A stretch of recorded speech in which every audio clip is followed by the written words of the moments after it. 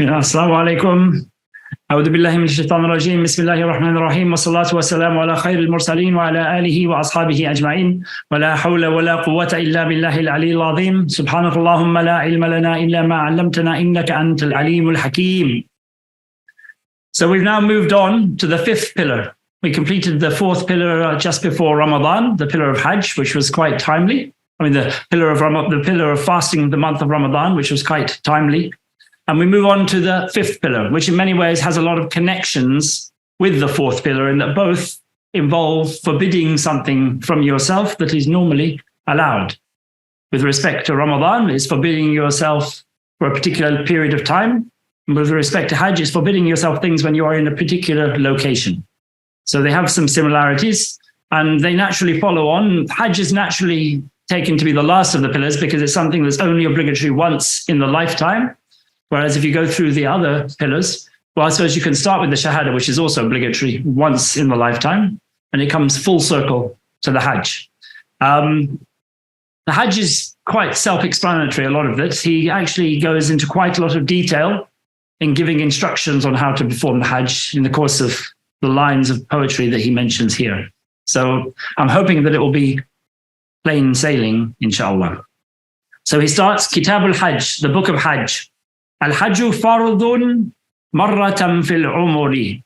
Hajj is an obligation on every Muslim adult who is sane once in their lifetime. Doesn't mean that you only do it once, but once you've done it the first time, that's called the Hajj of Islam, the Hajjatul Islam. You have met your obligation. But in order for that Hajj to meet your obligation, it has to be obligatory on you. So if you do Hajj when you're a child or when you're not sane, or in the past when you were a slave, that Hajj would not count as the Hajj of Islam. So if you were then freed, you would be considered to have not done your Hajj yet. And if a person who is close to the age of puberty goes on Hajj, then they enter Ihram before they reach puberty, and then while they're on the Hajj, they reach puberty. That's not counted as their Hajj. They can't renew their Ihram once they reach puberty. No, once you've entered Ihram, you have to do what you've entered Ihram for. So they wouldn't be considered to be doing an obligatory Hajj. So it's obligatory once in a lifetime.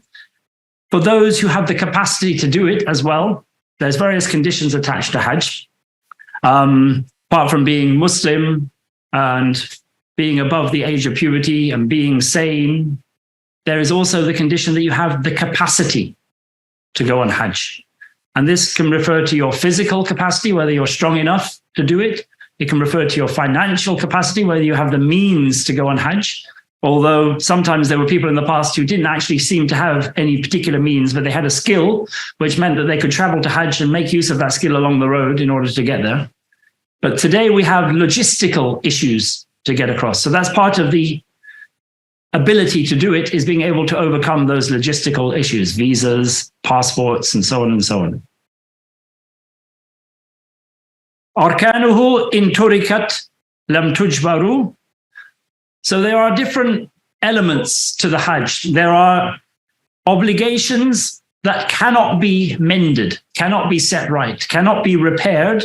And there are obligations that you can repair by doing a sacrifice later on in the Hajj, in the days of Mina. So there are two types of obligation for the Hajj. He goes into the first ones, which are called the arkan, or the pillars, or the central things that make up Hajj. And he says these are the ones that if you leave them, you cannot make them right. In other words, without it, there is no Hajj. And the first one is Ihram. And he's going to go into more detail about Ihram later, entering into the state of Ihram. The second one is Sa'i, which is going between Safa and Marwa. The third is the wuquf of Arafah, standing on Arafah. There's a famous hadith that Al-Hajju Arafah, the main difference between Umrah and Hajj is Arafah. And this is done on the Laylatul Adha. It has to be done in the night of the Eid. So after the day of Arafah, you have to be there after Maghrib for at least a moment in order to be considered to have stood on Arafah and met the condition of standing on Arafah.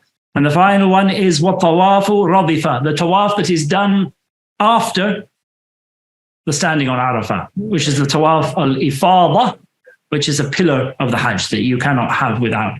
Although there was times when the people did all three tawafs in one tawaf. They arrived really late, just in time to get to Arafah. Then they went and they did the stoning for 2 days. Didn't do the tawaf after the tawaf after the first day of the stoning of Aqaba, but waited and then did their tawaf of greeting the mosque, the tawaf of Ifadah and the tawaf of saying goodbye all at the same time, and then went on their way.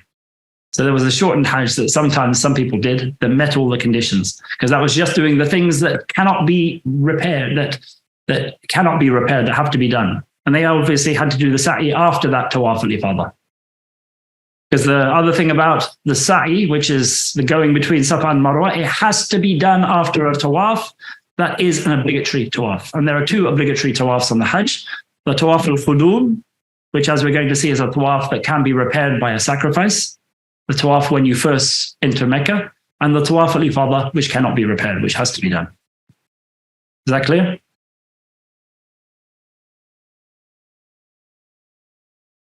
In terms of, by the way, the condition for Hajj, it is not a condition in our madhab that a woman has to have a mahram in order to go on Hajj, or has to go with her husband or some close family member.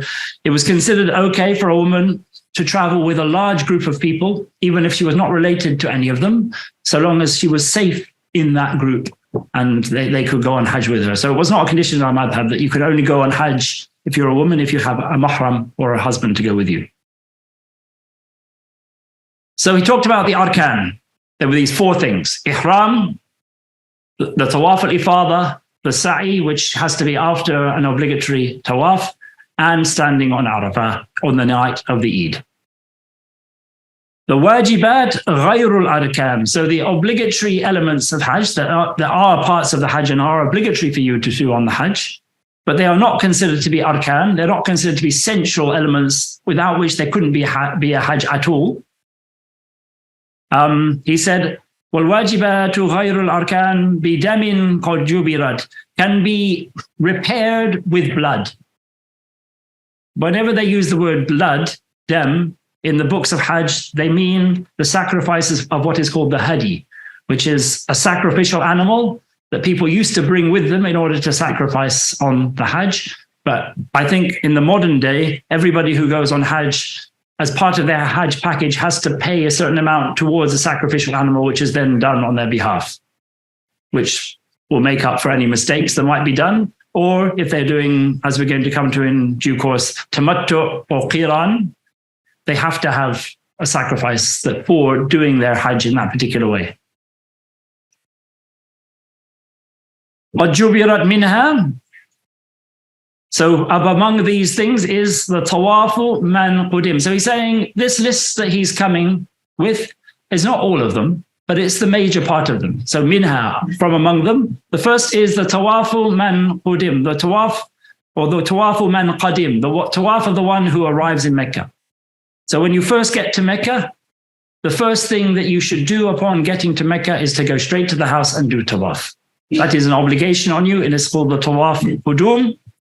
And it is something that if you fail to do it, you have missed out one of the obligations and you have to do a sacrifice. The only people who have an excuse are those who arrive to the Hajj so late that if they were to go to Mecca to do this tawaf, they would miss the standing at Arafah during the night. Say they arrive shortly before Fajr on the night of the Eid, they go to Mecca and do that tawaf without going straight to Arafah, they will miss the Hajj completely.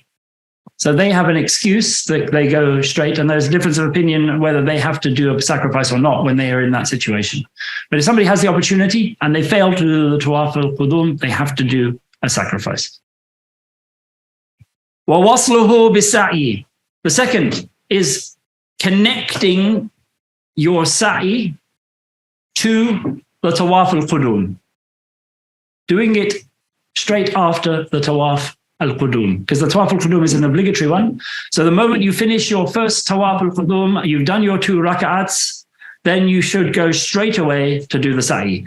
If you don't do the sa'i and you introduce a big gap there between doing your tawaf, maybe you do your tawaf, then you go off and have a rest and then come back and do your sa'i, you have to do a sacrifice because you haven't connected it to it. Mashyun fihima. It's also important to walk if you have the capacity to walk when you're doing tawaf and when you're doing sa'i. There's a difference of opinion more about the sa'i. Some saying it's not so bad to be mounted on the sa'i, but the stronger position is that you should be walking if you have the capacity to walk throughout your tawaf and throughout your sa'i.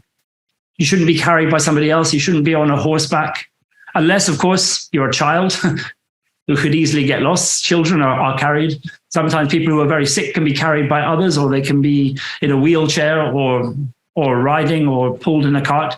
But when they have an excuse, it's okay. But if you have no excuse and you don't walk, you have to do a sacrifice.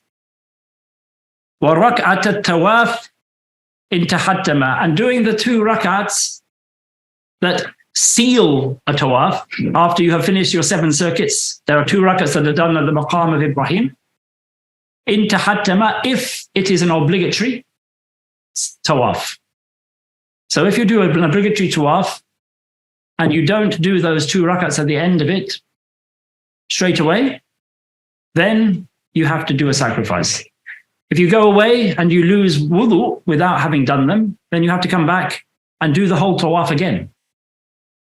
If you're still in wudu, then you can go back and do those 2 rak'ats, or do the 2 rak'ats wherever you are, and you make it right with the sacrifice. Nuzulu Muzdalifah. Stopping off at Muzdalifah, and preferably spending the night at Muzdalifah and standing at the sacred landmark, the Mash'ar al-Haram. That is also one of the obligations of Hajj, and this is on the way back from Arafah to Mina. And if you simply pass through without stopping, or you don't get there during the night, then you have to do a sacrifice to make that right. And then you leave, obviously, after having prayed Fajr, so you spend the night there. So it says, Nuzulu Muzdalifah fi ruju'ina, on our return from Arafat. Mabitu laylatin thalathin bimina, spending the 3 nights at Mina, and that's the 3 nights after coming from Arafat. Those, not the nights before Arafat. There is no obligation on you to spend those nights at Mina, even though it's recommended to spend some of them at Mina. But after, when you're stoning the Jamarat, you have to spend the major part of every one of those 3 nights in Mina. Every one of those 3 nights, which is starting the night after the Eid, and the 2 nights after that. And there could be a 4th night if you're going to stone for another day after that. You spend them all at Mina, or the major part of them. If you spend less than half of those nights, if you spend more than half of those nights outside of Mina doing other things, even if you sleep half of the night there, you have to do a sacrifice because you haven't spent the majority of your nights at Mina. Is that clear?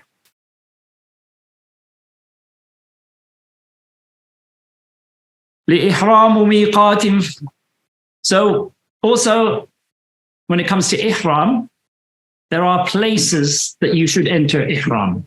If you go past those places without being in ihram and you have the intention of going on Hajj or Umrah, then you have to do a sacrifice. Or you can avoid the sacrifice if you've only gone a little bit past and you go back to the miqat and enter ihram there. But if you enter ihram past the miqat, you have to do a sacrifice to make it right. This is for people who are coming from far off lands or from outside the zone where the miqats are. If you live within the miqat, then your miqat is your house. If you live within that area. And if you live in Mecca, your miqat is in Mecca. You don't have to go out to any part outside of the haram. The miqat is within Mecca. So there are different ones for different peoples. For Tiba, which is another name for Medina, the miqat is called Dhul Hulayfa, and it's about 6 or 7 miles outside of Medina on the road to Mecca. So if you're coming from Medina, if you're a person, an inhabitant of Medina, somebody who calls Medina home, or you happen to be in Medina before you go on Hajj, or you're traveling from that direction, you enter into your ihram at Dhul Hulayfa. لِلشَّامِ وَمِصْرِ الْجُحْبَةِ. For people who come from Sham, which is modern-day Syria and Lebanon and those areas, and people who come from Misr, which is Egypt, and by extension, people who come from anywhere in that direction, which is Europe, North Africa, I suppose you could even say America, depending upon the route that people take. Anybody who comes from that direction, their miqat is Juhfa. That's the place where they have to enter ihram. Obviously, in the modern time, we come in different routes. We don't actually stop off at the miqat anymore. People just fly over them. So the ruling there is that as soon as you are in a direct line with where the miqat is, that you enter your ihram. You can't enter your ihram actually in the place because the airplane doesn't stop in Juhfa to allow you to enter into ihram. You simply fly over it and then you fly into Jeddah. Qarnun li Najdin, the people of Najd enter ihram at Qarn, which is the closest of all of the miqat to Mecca, and anybody who is coming from that same direction. Irqu dhatu irqin lil Iraq, the people of Iraq and anybody coming from that direction, such as from India and Pakistan and all of those countries, is dhatu irq, is a place called Dhat Irq. And then for the people coming from the south, from Yemen, it's Yalamlamu al-Yaman. And it says here, it's not just for the people from those places, Atiha, the people who come from that direction, Wafaq, and beyond there. So anywhere in the same direction, you come through. And if you are a person of Iraq and you happen to be visiting friends in Syria, and then you want to come on Hajj, obviously you do it from the places of the people of Syria, because you do it for the path that you are taking when you come to Hajj. Doesn't mean that because you're English, you have to enter your ihram from Juhfa. It depends where you're coming from. It could be English and you're coming from South Africa to Hajj.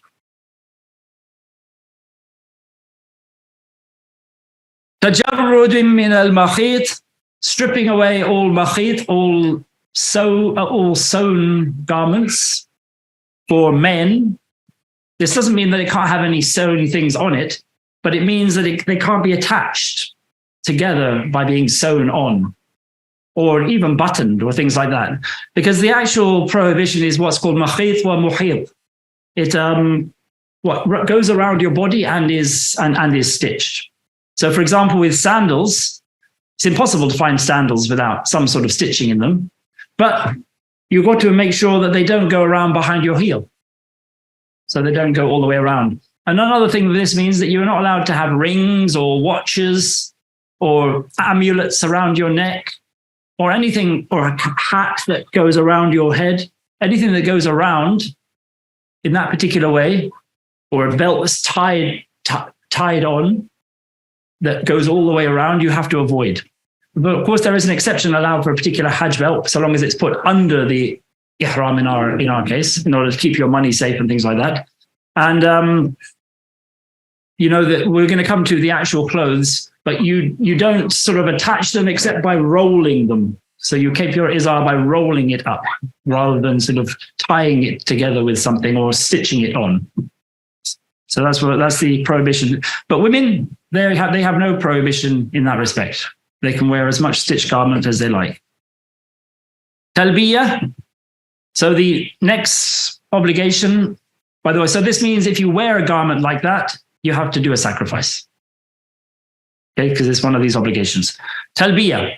So saying, Labbaik Allahumma labbaik, labbaik la sharika lak labbaik, innal hamda wa ni'mata laka wal mulk, la sharika lak. Those particular words of the Talbiyah, they are another one of the obligations. You have to do them at least once in the course of your Hajj.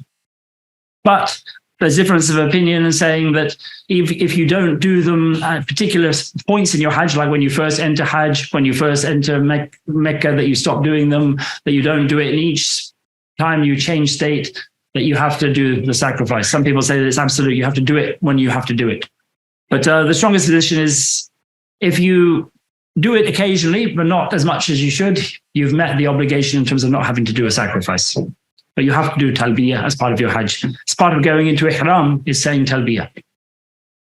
Al-halq, shaving the head, cutting your hair, and all of the other things associated, like cutting your nails, trimming your beard hairs, and all those types of things that a person might want to do on Hajj because he's been in Ihram for a time and he feels really dirty and feels like there is lice there and all those sorts of things. You're not allowed to do any of that. You're not allowed to cut or shave your head until after you have completed your Hajj, till you've done your stoning of Aqaba and you're on your way to Ifada. You're not allowed to do it before then. In the case of Umrah, once you finish your sa'i, then you can cut your hair again and shave your head and stuff like that. But if you do it outside of those times, while you're in Ihram, you have to make it right with a sacrifice. Finally, the last one he mentions is ma'a ramyil jimar, tawfiyah. So this list is complete with the stoning of the jamarat. There's 3 jamras. There's the one that you do on the first day, on the day of Eid, the jamra al-Aqaba. And then there's the lesser jamra, the middle jamra. And those 2 you do along with the jamra al-Aqaba on each of the next 2 days, or the 3 days if you're staying for 3 days. Each one must be stoned 7 times. You have to have 7 stones for each time you stone a jamra. And then you stone each one, saying the takbir each time. You stone, stone, stone. And then afterwards you stand and do your dua for the lesser and the middle ones. But you have to throw 7 stones at everyone. If you miss out a single stone and you don't get it right that same day before sunset, you have to do a sacrifice to make it right.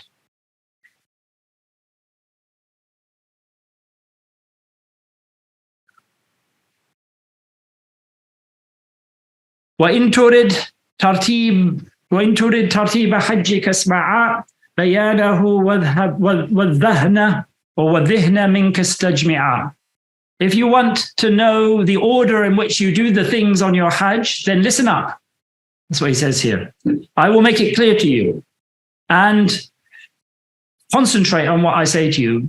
Gather together your dhihn for this purpose of listening to what I say. Listen to these words. And if you follow what I've said and you're concentrating properly, you will know how to do Hajj and the order in which you're meant to do things. That's what he tells us here. And he's actually delivering these instructions to the people who are coming from the Maghrib, because he was from the Maghrib himself, from Morocco.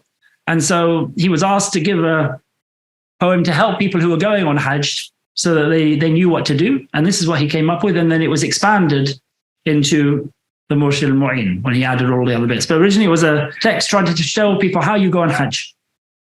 So he was giving instructions to people who are coming from the Maghrib to the Hajj. So he's talking about Rabigh here, which is a particular place, which is connected to Juhfa, which is just before Juhfa if you're coming from the direction of the Maghrib or the direction of Syria. So he says, in Jitta, once you come to Rabighan, to Rabigh, the first thing you do when you get there, which is the edges of Juhfa. So you're entering into your ihram now. Tanadhaf, you clean yourself properly. You do all of the things you won't be allowed to do on Hajj. You clip your nails, you shave your pubic hair, you pluck out your underarm hair, you trim your mustache and your beard, all those various things. Maybe even you sort out your hair properly, you brush it properly, and all of these types of things. You put shampoo in your hair and you clean it properly. All of those types of things you do now, because you're not going to be allowed to do them again while you're in Ihram. So you clean yourself properly, you scrub all of the dirt off. Then you do a ghusl in the same way you do a wajib ghusl. And this is the sunnah ghusl for entering into an Ihram. It's a sunnah. There are actually 3 different ghusls that you do while you're on Hajj. The only one that you do with proper scrubbing, not worrying about how much dirt you're taking off. The next one is when you enter into Mecca, and the final one is when you are on Arafat. So there's the 3 different ghusls. This one is sunnah, the other 2 are recommended. So you do your ghusl after having cleaned yourself, you wash yourself thoroughly, and you do this bishuru'i al-tasil. You do this, not, you arrive and then you do this and then you go about your businesses and do other things. No, the moment you are making the intention to continue on your journey to the Hajj and you're doing your ihram, you do it then. So in our situation, obviously, we don't stop at Juhfa. We come on the airplane.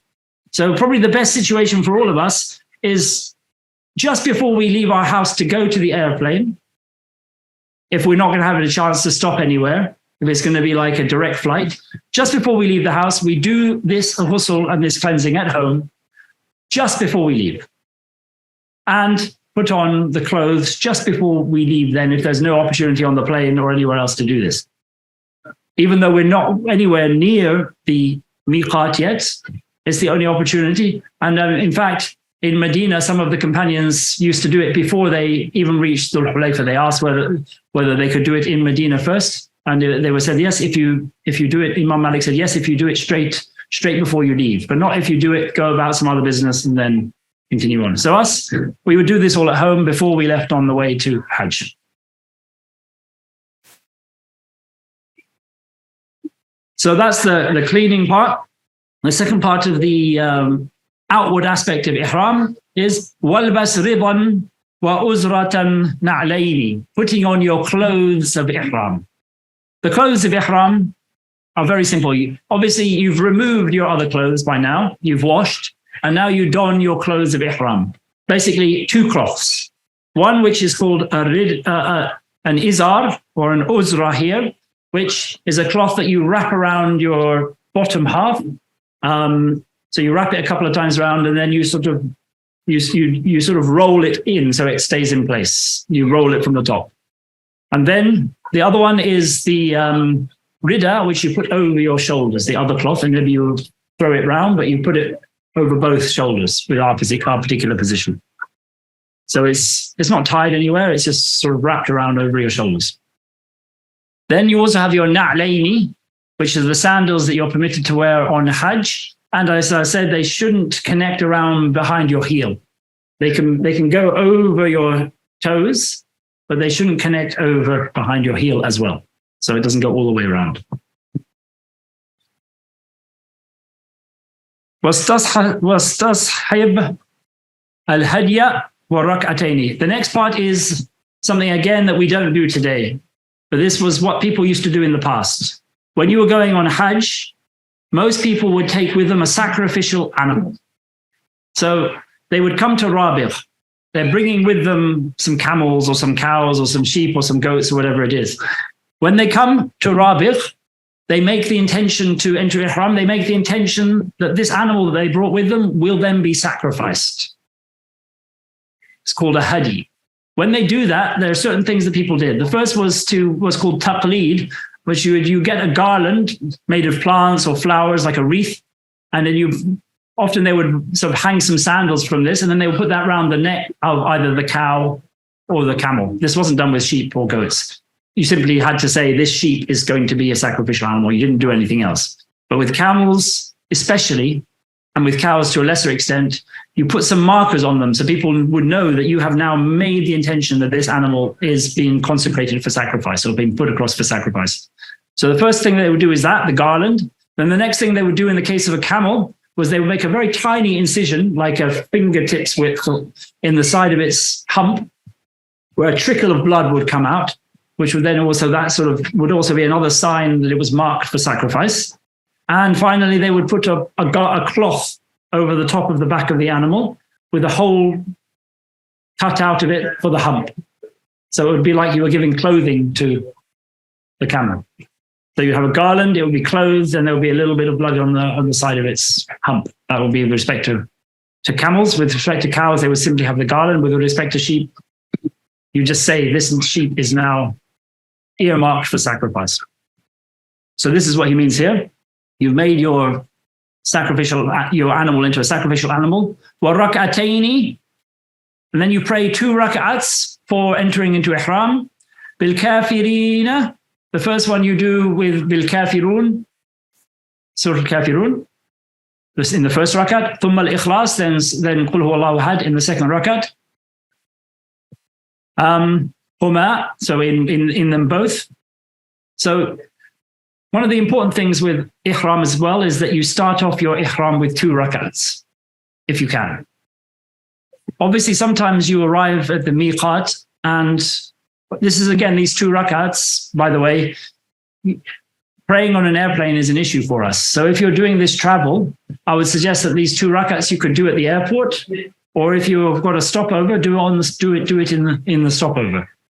These 2 rak'ats of ihram. But you can only do the 2 rak'ats in the time when prayer is permissible for nawafil prayers. So not between Asr and Maghrib, and not after Fajr until sunrise. If you arrive at the miqat during those times, you should wait until it becomes permissible again for you to pray nafila rak'ats.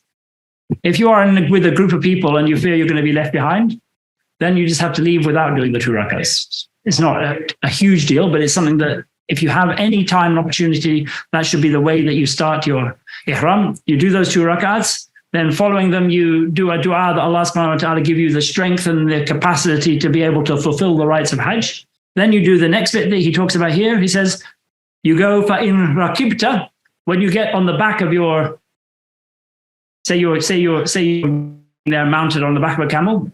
As soon as you sit on the back of your camel and you're settled, then you make your intention of ihram. Once you are settled nicely on the back of your camel.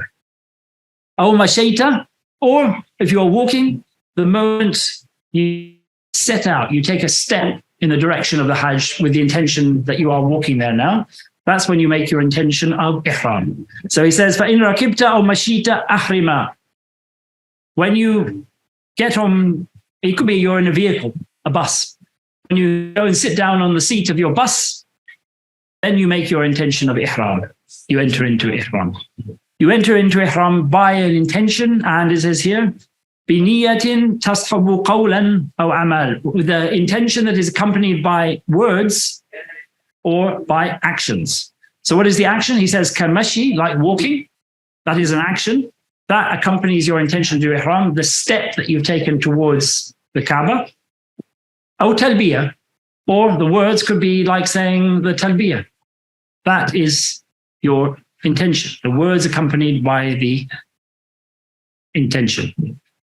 You could also say words like you could enunciate exactly what you are intending, because there's 3 types of Hajj that you can intend. So you have to be specific. You say like, I make the intention to do Hajj Ifrad, that I am doing Hajj only and not doing any Umrah with it. So you make the intention that I'm doing Hajj Ifrad. Or you can make the intention to do what's called Hajj Qiran, which is when you make this intention, you should intend the Umrah first and then the Hajj, but you are combining them. So when you do your tawaf, when you come into Mecca, that counts for both your Umrah and your Hajj. When you do your sa'i, it counts for both your Umrah and your Hajj. That's called Hajj Qiran. And then there's another one, which when you leave the miqat, you make the intention of tamattu, which basically means here that you're making the intention to do Umrah only. And then once you leave Umrah, after having completed your Umrah, you make a second intention, then enter into ihram a second time in order to do Hajj. So those are the 3 options. You have to be clear of your intention when you leave. So sometimes it's good to voice your intention if there's a little bit of lack of clarity. And that can also be the words that accompany your intention. Mimma